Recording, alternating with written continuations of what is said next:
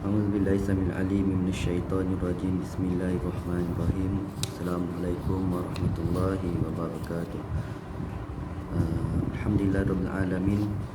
Wassalatu wassalamu ala asyrafil anbiya'i wal mursalin wa ala alihi wa sahbihi ajma'in. Amma ba'du.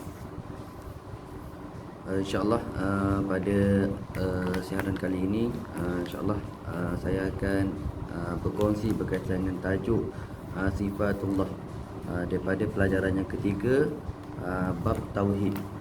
Ya, bab tauhid, pelajaran yang ketiga, tajuk sifatullah, insya-Allah. Jadi dalam tajuk yang ketiga ini, pelajaran yang ketiga ini, apa yang kita perlu ketahui ialah pertama sekali berkaitan dengan takrif sifat Allah. Takrif sifat Allah. Kedua, kita perlu tahu berkaitan dengan aqsamu sifatul wajibah, pembahagian sifat-sifat yang wajib fi haqqillahi ta'ala, pada hak Allah Ta'ala. Yang ketiga, kita kena tahu takrif sifatul ayati ma'ad dalil. Takrif sifat-sifat sifat-sifat salbiah berserta dengan dalil. Sifat-sifat salbiah, sifat-sifat yang dibahagikan tersebut, sifat-sifat nafsiyah, salbiyah, ma'ani, maknawiyah, dan sifat-sifat yang mustahil bagi Allah Ta'ala. Itu kita akan tahu, kita akan belajarlah empat sifat tersebut, takrif serta dalil-dalil berkaitan dengan sifat-sifat tersebut. Dan yang keempatnya, kita akan belajar berkaitan dengan sifat mustahil bagi Allah Ta'ala. Yang kelima, kita akan belajar berkaitan dengan sifat yang harus bagi Allah Ta'ala. Dan yang keenam, kita akan mempelajari berkaitan dengan siyanatul iman, bagaimana kita nak memelihara iman an ma yufsiduhu, daripada apa yang merosakkannya, bil a'mali solihah, dengan amalan yang soleh. So kita akan belajar macam mana kita nak memelihara iman, insya-Allah. Jadi siapa yang ada buku teks boleh buka muka surat 12 ya. Boleh buka muka surat 12. Kita akan teruskan kepada pelajaran kita yang pertama, subtopik kita yang pertama, iaitu takrif sifatullah. Takrif sifatullah.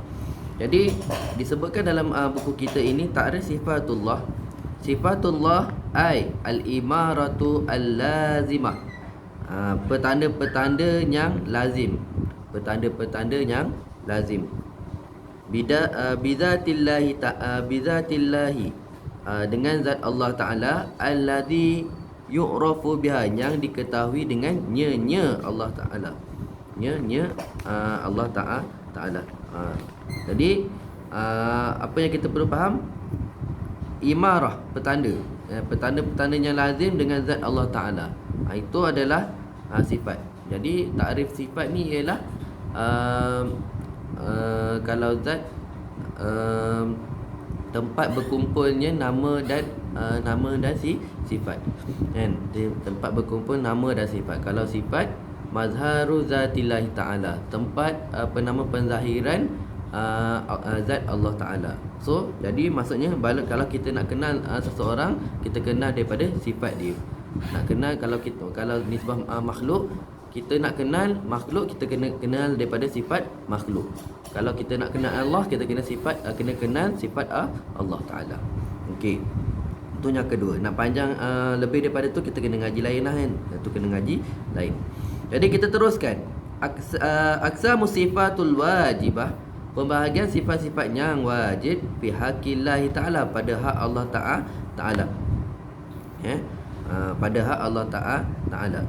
Jadi disebut kat situ, sifatul wajibah hiya sifatus sabitatun fi haqqillahi ta'ala. Kalau ditanya apakah yang dimaksudkan sifat yang wajib fi haqqillahi ta'ala, sifatul wajibatu fi haqqillahi ta'ala ay sifatus sabitatun, sifat yang sabit pada fi haqqillahi ta'ala. Wala yatasawwaru fil akli, dan tidak tergambar pada akal, adamuha, ketiadaannya sifat yang sabit tersebut. Sifat yang sabit tersebut. Sampai situ. Sampai situ saja takrif. Kalau orang tanya ma huwa sifatul wajibah, Ai sifatu sabitatun fi haqqillahi ta'ala wala yatasawwaru fil aqli adamuha. Boleh tanda dekat situ ya. Itu poin yang pertama berkaitan dengan aqsamu sifatul wajibah fi haqqillahi ta'ala. Seterusnya, wa sifatul wajibah inda qauli masyhurin isyruna sifat. Okey. Sifat yang wajib di sisi pendapat yang masyhur ada 20. Sifat yang wajib bagi Allah Ta'ala di sisi pendapat yang masyhur adalah 20. Ini ini berdasarkan kepada pendapat Imam Abu Hasan Asy'ari dan Imam Abu Mansur Al-Maturidi. Imam Abu Hasan Asy'ari dan Imam Abu Mansur Al-Maturidi. Mereka ini mempelopori mazhab tauhid, mazhab ahli sunnah wal jamaah.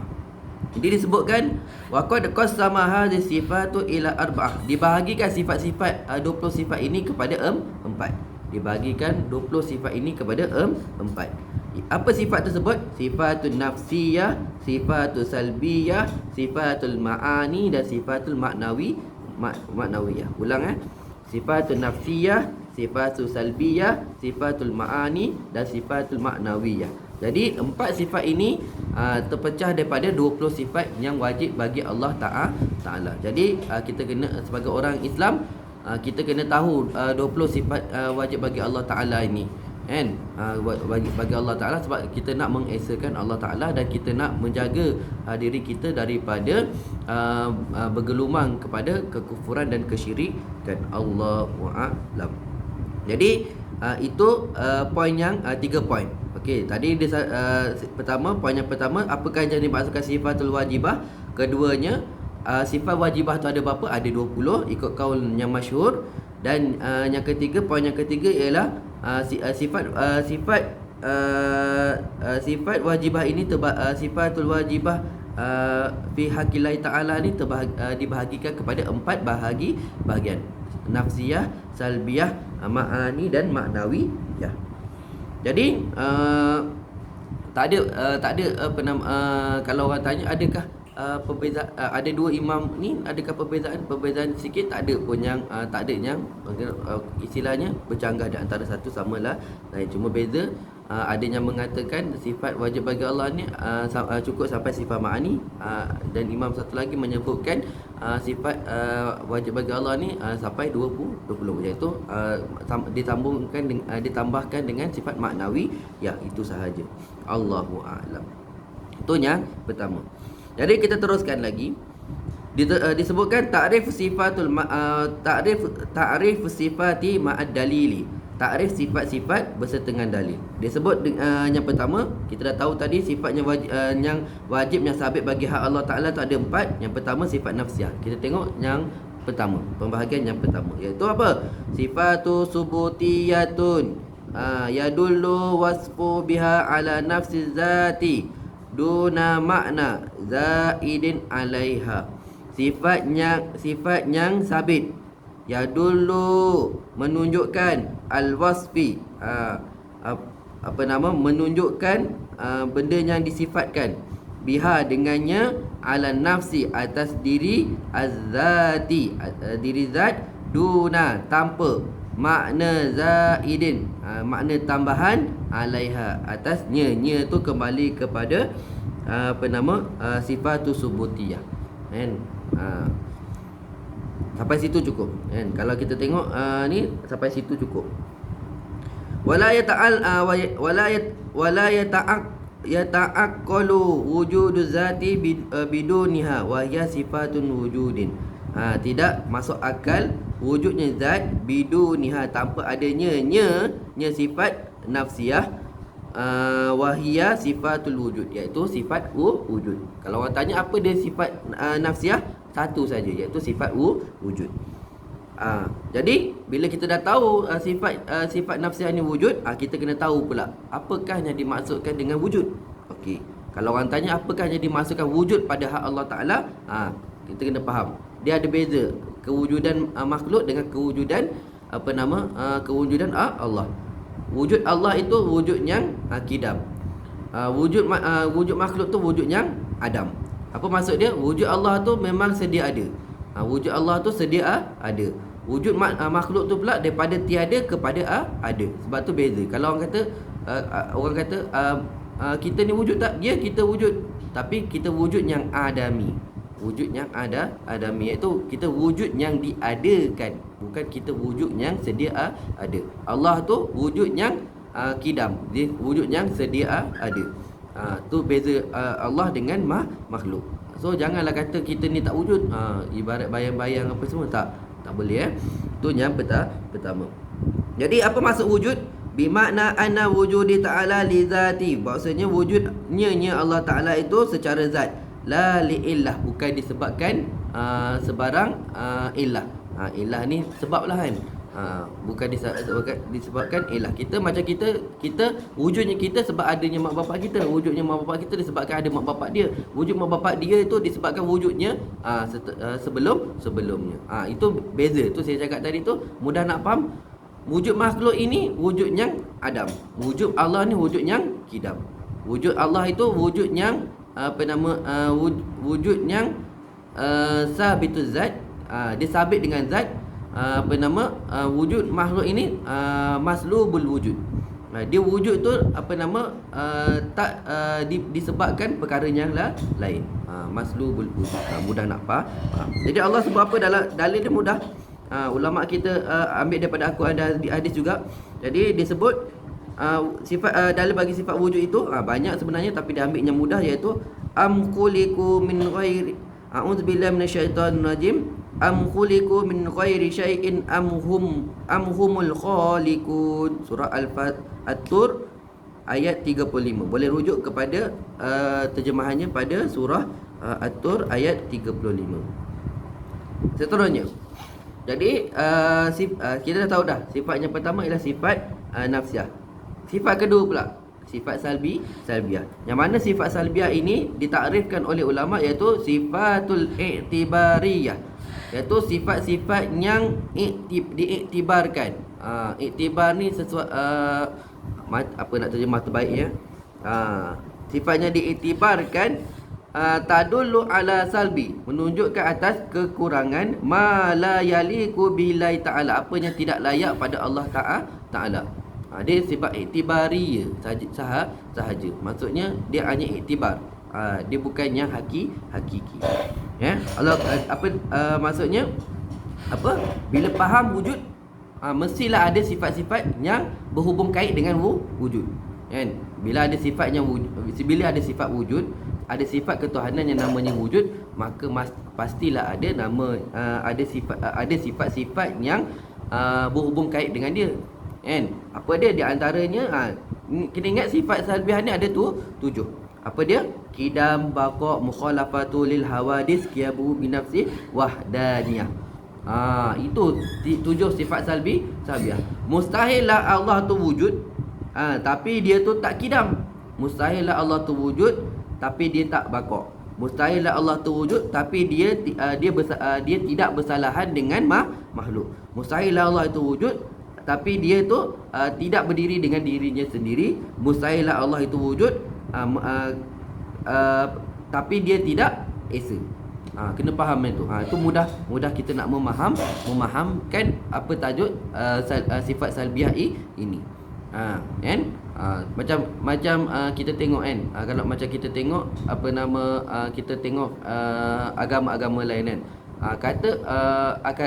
mengatakan Tuhan Mereka sekian, tapi tidak berjaya memahamkan diri mereka sendiri. Kalaulah itu adalah Tuhan yang sebenar, kenapa Tuhan itu dia tu hadis, kan? Kenapa Tuhan tu hadis? Kenapa Tuhan dia tu perlu pula pada pertolongan Tuhan-Tuhan yang lain? Perlu pula berkongsi kuasa. Allahu a'lam. Itu sikitlah kan. Kalau itu perbincangan dia lebih panjang. Allahu a'lam. Jadi tu sifat salbiah. Jadi saya ulang lagi sekali, sifat nafsiah ada 1, iaitu wujud, dan sifat nafsiah ni pula sifat salbiah ni pula ada 7. Hafal saja mudah. Qidam, baqa', mukhalafatu lil hawadis, qiyamu bi nafsi, wahdaniyah. Jadi disebutkan apakah yang dimaksudkan dengan qidam. Dia sebut dah sifat salbiah tadi tu. So hafal aje lah apa takrif sifat salbiah. Lepas tu apa pula takrif sifat qidam? Wa adamul awwaliyatu liwujudihi. Ketiadaan awal bagi kewujudannya Allah Ta'ala. Allah sebut apa? Huwal awwalu wal akhiru wal zahiru wal batinu wa huwa bikulli syai'in alim. Surah Al-Hadid ayat 3. Surah Al-Hadid ayat 3. Jadi itu dalil dia. Kemudian kita pergi pula pada sifat baqa. Apakah takrif sifat baqa? Wa adamul akhiriyati. Ketiadaan pengakhiran liwujudihi bagi kewujudannya Allah Ta'ala.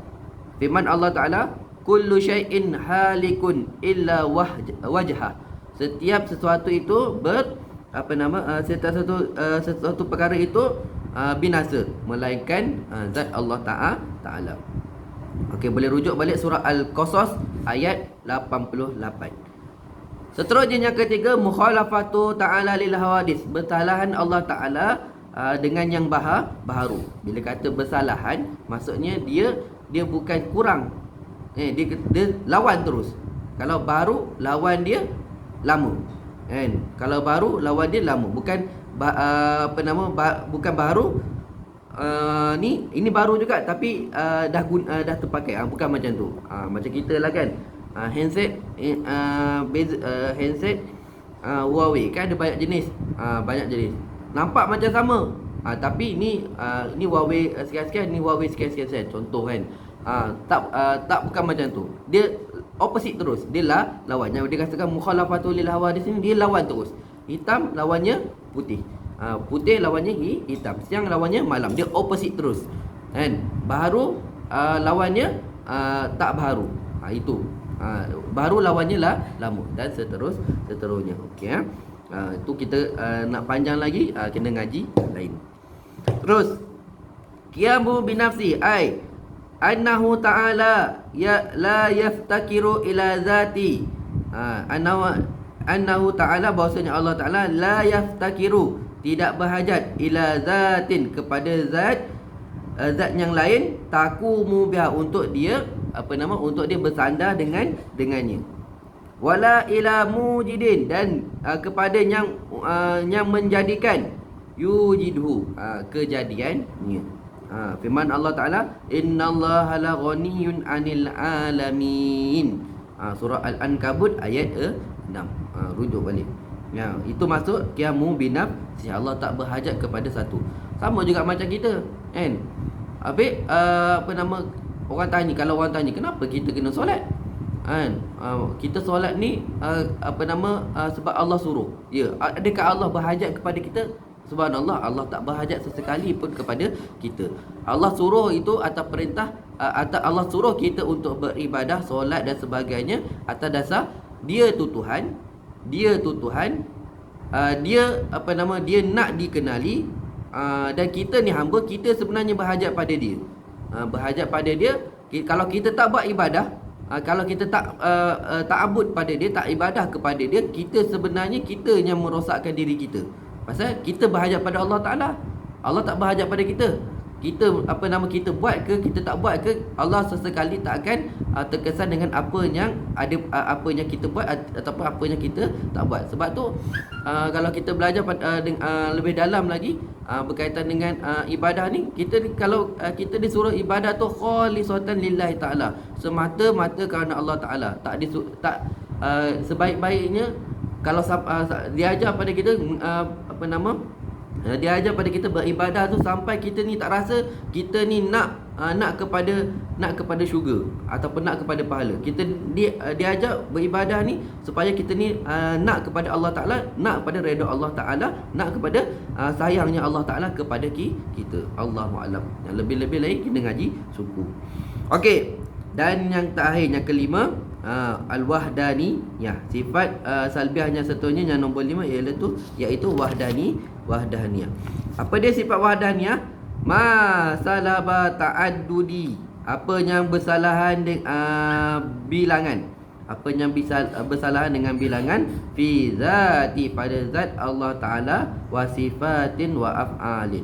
Tak boleh tak boleh Allah ni ada ta'adud daripada zat, sifat ataupun afal. Apa maksud ta'adud? Ada berbilang pada zat, sifat ataupun afal. Contoh macam kita, Allah hidup tak? Ya. Kita ni hidup tak? Ya, kita hidup. So sebenarnya siapa yang hidup? Allah hidup ke kita hidup? Sebab tu kita kena belajar betul-betul. Allah tu hidup, kita dihidupkan. Allah itu melihat, kita diperlihatkan. Allah itu mendengar, kita diperdengarkan.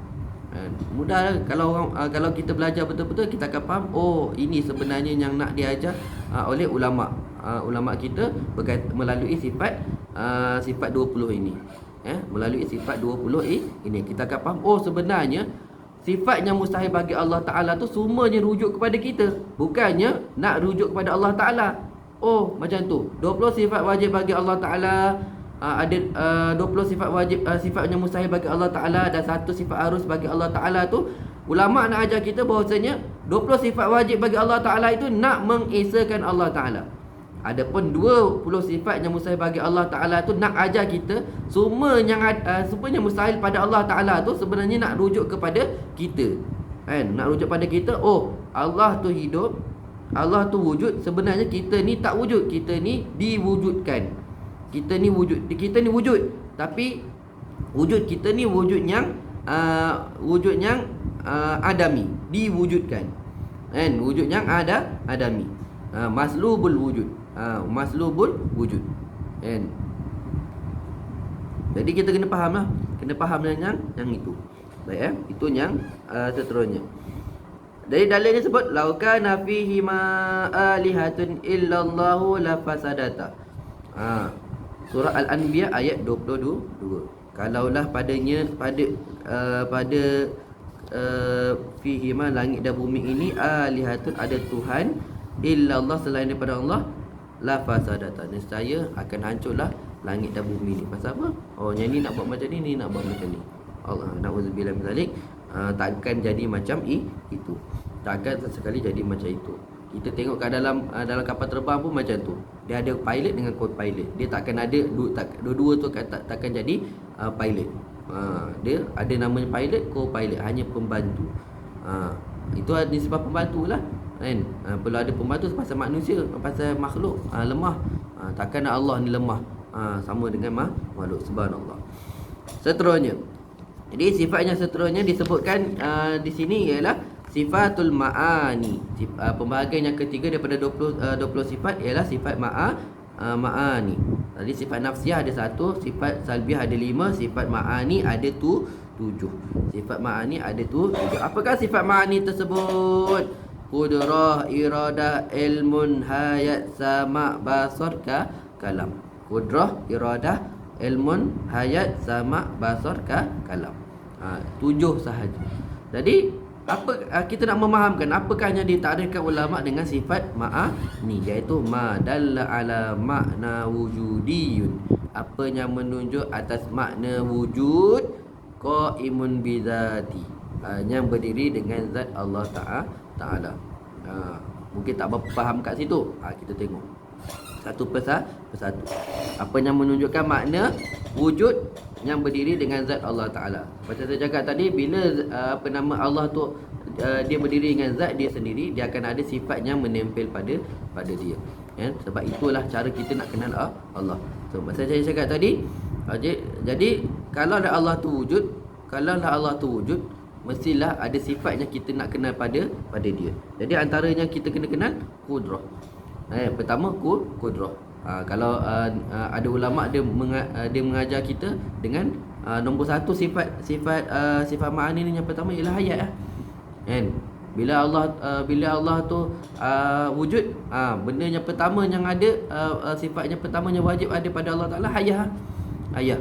Oh, kita faham. Lepas ada ayah, turun, lepas tu ayah, iradah, ilmun, qudrah, sama', basar, kalam. Ini ada ulama menyusun dengan caranya lain. Tak salah pun, cuma nak memahamkan kita, bila ada ayah pastilah ada namanya iradah.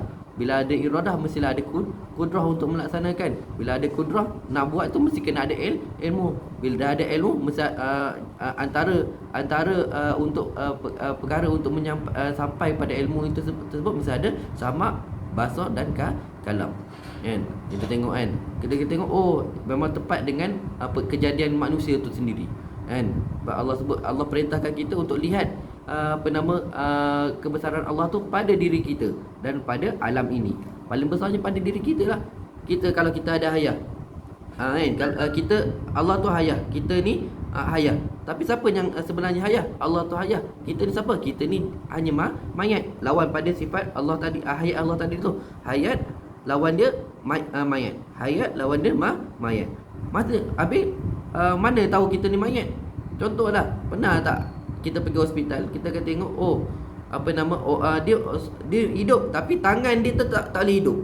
Tangan dia tu lumpuh dan sebagainya, lumpuh ataupun patah dan sebagainya, tak mampu dia angkat.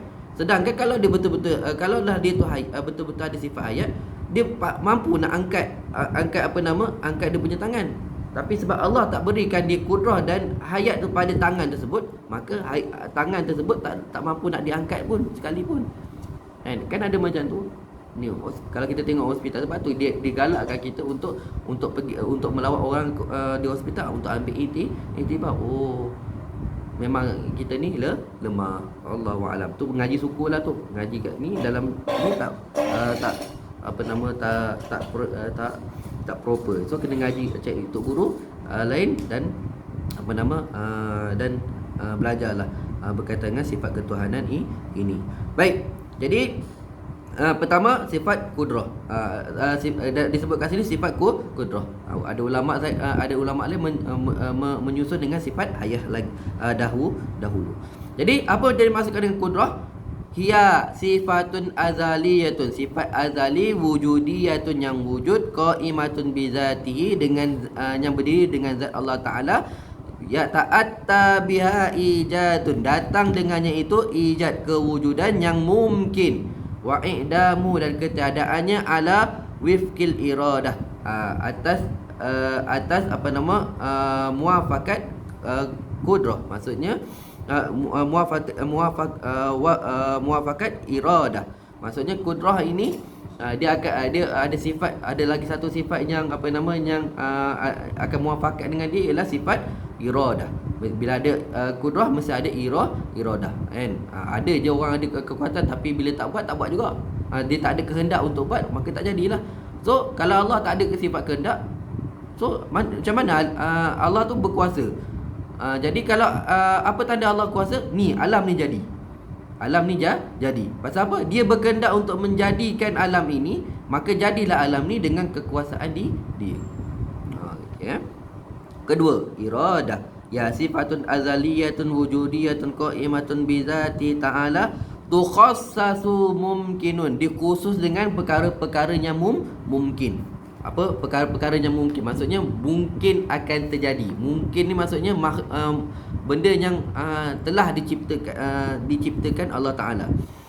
Bi ba'di ma yajuzu, dengan sebahagian ma yajuzu, apa yang harus, alaihi, atasnya, kawiladatul ahadin fi waqti muayyanin, seperti kelahiran seseorang pada waktu tertentu. Okey, takrif dia sampai itu saja. Tukhassatu mungkin bi ba'di ma yajuzu alaihi. Sampai situ je takrif iradah. Boleh tulis dekat dalam nota. Okey. Lepas tu disebut wala yujadu mumkinun illa bi iradati ta'ala. Tidak wujud, maka tidak akan wujud perkara-perkara yang mungkin itu, bahasa mungkin itu makhluk, illa bi iradatillah, melainkan dengan kehendak Allah Taala. Maksudnya kita jadi manusia ni sendiri dengan kehendak Allah Taala, maka kita jadi macam ini. So itu ngaji suku lah. Kenapa saya macam ini, bab kodok dan kodok tu kena ngaji suku. So janganlah benda kita tak diajar benda yang buruk-buruk itu kita letak pada Allah Taala. Kenapa kau jadi maknya? Pasal Allah kehendak aku jadi maknya lah. Salah macam tu. Itu pemikiran orang yang tak waras. Sedangkan Allah berikan pada kita, Allah dah bagi pada kita anugerah yang tak ada pada makhluk lain, iaitu akal, iaitu untuk membezakan baik dan buruk apa yang kita buat, supaya kita ni dapat memilih dengan pilihan yang Allah beri kepada kita tersebut, kita memilih untuk jadi orang yang bahagia ataupun orang yang celaka di akhirat kelak. Sepatutnya macam tu. Sebab takdir Allah Ta'ala ni kita pun tak tahu.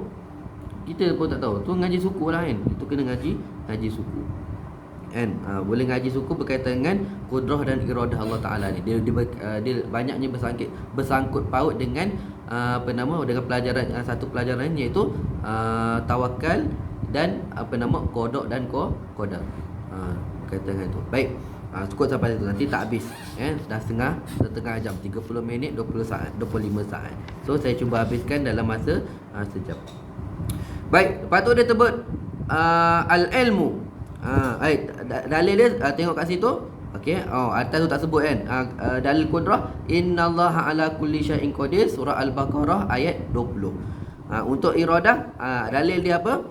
Dalil dia innama amru idza arada syai'an ay yaqula lahu kun fayakun, surah Yasin ayat 82. So jadilah kita orang yang tadabbur Al-Quran ni sampai kita faham. Ngaji, hafal sikit dalil, supaya kita jadi kita akan sentiasa tadabbur dan tafakur kejadian kita. Yang ketiga, al-ilmu sifatu azaliyatu wujudiyatu qaimatun bidzati ta'ala. Kat ni beza dia. Tankashifu biha makhluqat. Yang mengungkai dengannya akan maklumat ala wajhin ihatah, atas keadaan yang bercampur. Maklumat yang ada, contoh dalam otak kita ni ada maklumat ni bercampur-campur. Tapi yang itu namanya maklumat. Itu namanya ilmu. Apa yang ada kat dalam otak kita namanya ilmu. Bila dilaksanakan, baru itu jadi bila benda tu hanya dalam otak kita, namanya maklumat. Bila dilaksanakan secara zahir, maka dia akan jadi ilmu. Dia akan jadi ilmu. Apa disebut? Ala ya'lam, dalil dia ala ya'lamu man khalaqa wa huwal latiful khabir, surah Al-Mulk ayat 14.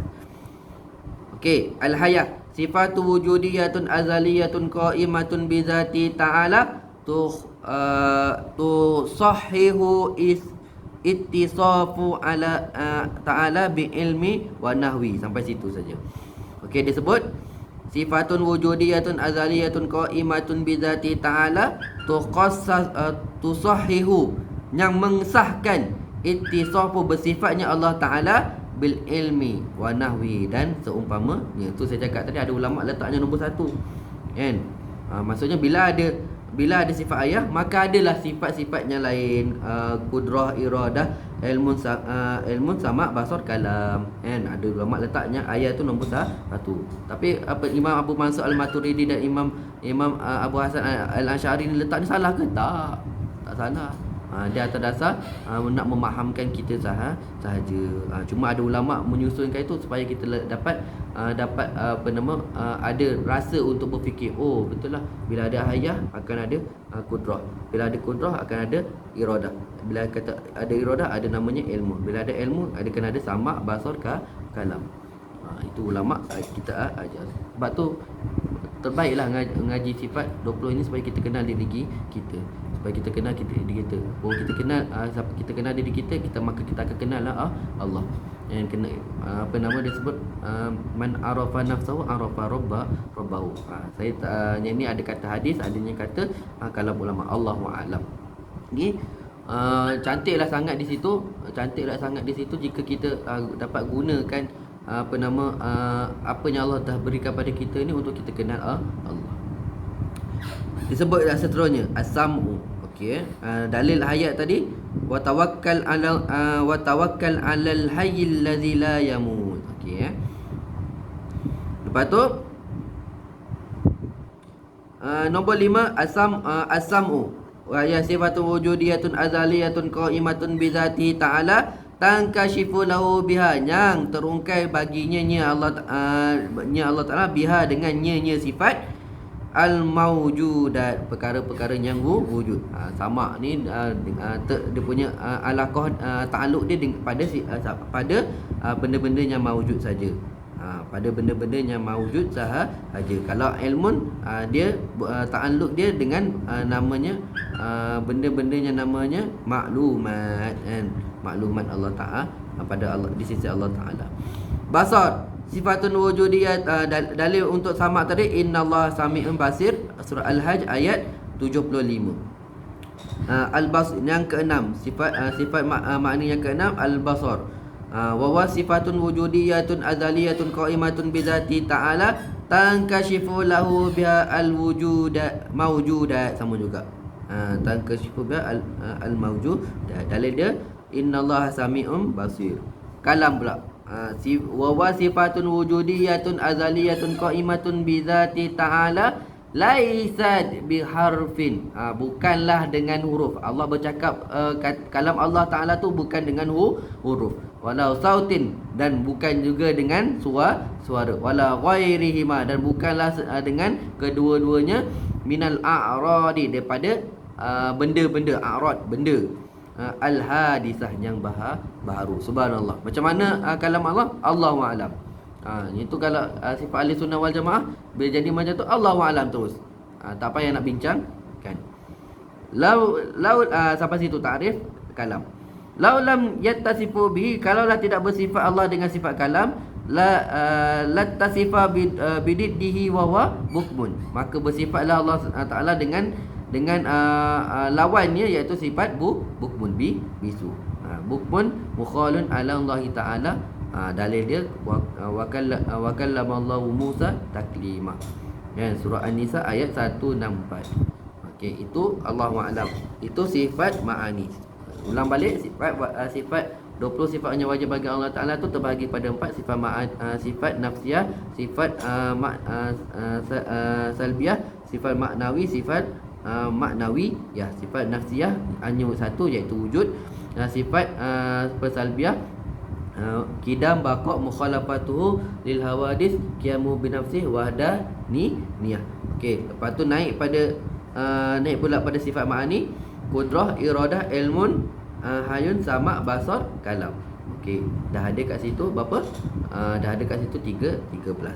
Dan yang terakhir sifat maknawiyah ada tu 7 juga. Apa dia sifat maknawiyah? Iaitu sifatul mushtaqqah, sifat yang terpecah ataupun sifat yang diambil min sifatil ma'ani, daripada sifat-sifat ma'ani, lidilalatu, bagi menunjukkan ala qiyamuha, atas berdirinya Allah Taala bidzati, pada zat.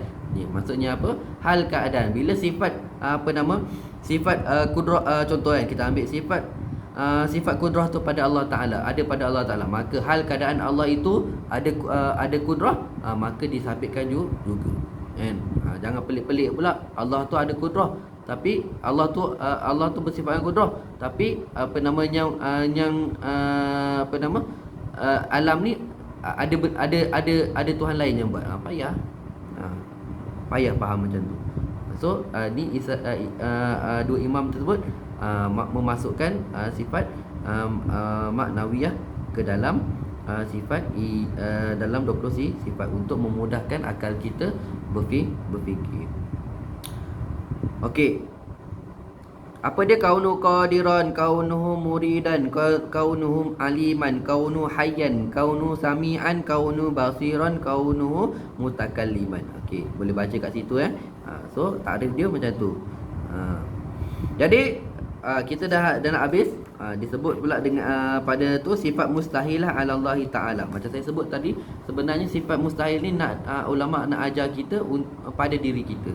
Sifat mustahil tu refer pada diri kita sebenarnya, kan? Sifat wajib bagi Allah tu refer pada Allah, sifatnya mustahil tu refer pada diri kita sendiri. Sifatul mustahilah ala Allah Ta'ala ya sifatul lati tastahilu syar'an, mustahil pada syarak, aklan, secara akal. Ittisafullahu biha, Allah bersifat dengan ni. Ambil kat situ point. Daripada awal tu sifatul mustahilah sampai wa aklan ittisafullahu ta'ala biha. Okey, itu poin yang pertama daripada sini. Wa zalika li anna tadulu ala ala nuqsan fi haqqi ta'ala. Demikian kerananya sifat mustahil ini tadullu ala nuqsan, menunjuk kepada kekurangan fi haqqillah ta'ala, pada hak Allah Ta'ala. Waqad sabata naqlan, maka sabit pada Al-Quran dan Sunnah, wa aklan, dan pada akal, annahu ta'ala, bahwasanya Allah Ta'ala itu yattasifu bi kulli kamalin, bersifat dengan sifat kesempurnaan, yunasibu azmatuhu, yang munasabah dengan keagungannya. Wa sifatu mustahilah, dan sifat-sifat yang mustahil Allah Ta'ala, atas Allah Ta'ala, isyruna sifatan wahiyah, ini lawan dia. Kita tengok adamun, adam, hudus, fana, mumasilatuhu lil hawadis, qiyamu bi ghairi ta'addudi, al-ajzu, al-ikrah, al-jahlu, al-mayyit, as-summun, al-umyun, al-bukbun, kaunu ajizan, kaunu mukrihan, kaunu jahilan, kaunu mayyitan, kaunu asaman, kaunu a'ma, kaunu abkama. Okey, ni semua sifatnya mustahil bagi Allah Ta'ala. Okey, boleh tengok kat situ maknanya al-faqdu, al-admu, iaitu al-faqdu, kurang. Lam yujad, tidak wujud. Okey, dan seterusnya. Boleh tengok kat situ lah. So saya tak ada nak memanjangkan kat situ. Nanti panjang video ni, panjang, saya dah 41 minit. Jadi dia sebut izan, jadilah. Tengok penulis kata apa dalam buku kita ni, izan, jadilah. So, terjemah dia. So, okey. Wallahu munazzihu an hadhihi sifat. Maka jadi Allah itu munazzahun, suci, an hadhihi sifat, daripada sifat-sifat ini, wala yajuzu ittisafu biha, dan tidak harus bersifat dengan sifat mustahil. Kaifa yakunu khaliq alim, maka macam mana boleh jadi pencipta alam ini, mudabbiruha, dan yang mentadbir alam ini, muttasifan bi sifatin naqisah, bersifat dengan sifat-sifat yang kurang, li zati, pada zatnya. Penulis tanya kita, la ilaha illallah, tiada Tuhan melainkan Allah, wala rabbus siwahu, maka dan tiadalah Tuhan selain Allah. Allahu a'lam. Jadi kita dah nak mengakhiri kita punya perkongsian pada hari, perbincangan pada hari ini. Disebut sifatul jaizah lillahi ta'ala, satu je sifatnya harus bagi Allah Ta'ala. Apa dia? Jaizun huwa ma yahtamilu wujudi awsulatun aklan khilafu mumtani'un wajibun. Sampai situ.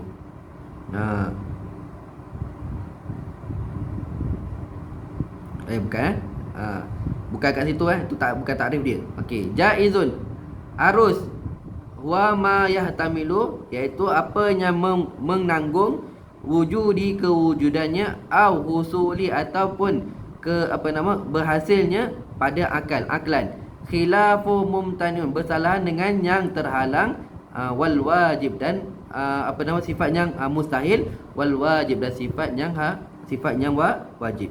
Sifat yang mustahil dan sifat yang wajib. Wa sifatul jaizah, dan sifat yang harus, fi haqqillah ta'ala, pada hak Allah Ta'ala itu, apa dia? Kat atas sini. Hiya, iaitu annallaha, bahwasanya Allah Ta'ala itu mukhtarun, memilih, bi anna yaf'alu syai'in, melakukan sesuatu, wa tarku, ataupun meninggalkannya. Itu saja, itu point dia. Itu point dia. Wasifatu al-jaizatu fi haqqillah ta'ala, ya annallaha mukhtarun bi anna yaf'ala syai'un wa yatrukahu, dan meninggalkannya. Sampai situ saja. Maksudnya apa? Atas Allah nak jadikan kita sekian dan sekian. Atas dia nak buat ataupun tidak. Sebab tu ada, kalau dulu masa ngaji dulu pernah guru tanya, boleh tak kalau ada orang kafir tanya, boleh tak Allah masukkan orang Islam ke dalam neraka, orang yang beriman dalam neraka, orang yang kafir ke dalam syurga? Boleh. Kalau orang tanya, boleh tak tu? Boleh. Tapi mustahil. Jawapan kita belakang tu, jawapan belakang tu penting. Tapi mustahil bagi Allah Ta'ala akan buat begitu. Sebab apa? Dalam Al-Quran Allah berulang-ulang kali Allah sebut, innallaha la yukhliful mi'ad, innallaha la yukhliful mi'ad, innallaha la yukhliful mi'ad. Sesekali Allah tak akan menyalahi janjinya.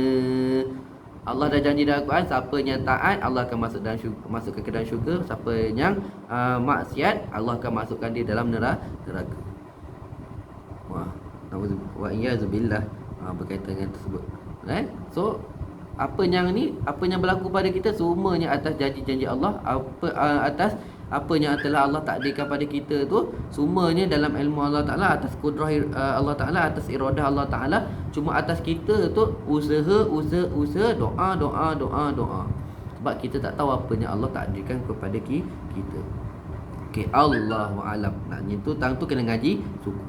Walaisa li ahadin, dan bukanlah atas seseorang itu ayyalzimahu syai'in, boleh melaksanakan sesuatu, au yata'arradu alaihi, ataupun mendatangkan atasnya Allah Ta'ala, fi fi'lihi, pada perbuatan, wa masyiati, dan pada kehendaknya Allah Ta'ala. Allah kata, wa rabbuka yakhluqu ma yasha wa yakhtar ma kana lahumul khiyarah subhanallahi wa ta'ala amma yushrikun. Surah Al-Qasas ayat 68. Sebab tu kalau kita diajar, antaranya terbesar ni, guru saya sebut, kita ni doa tu dah super macam kita suruh Allah pula buat apa yang kita nak. Sedangkan Allah tu dia buat apa yang dia nak. Allah tu dia sifat yang harus bagi dia ialah melakukan apa yang melakukan apa setiap sesuatu, mengadakan ataupun meniadakan setiap sesuatu. Dia nak buat apa dia buatlah.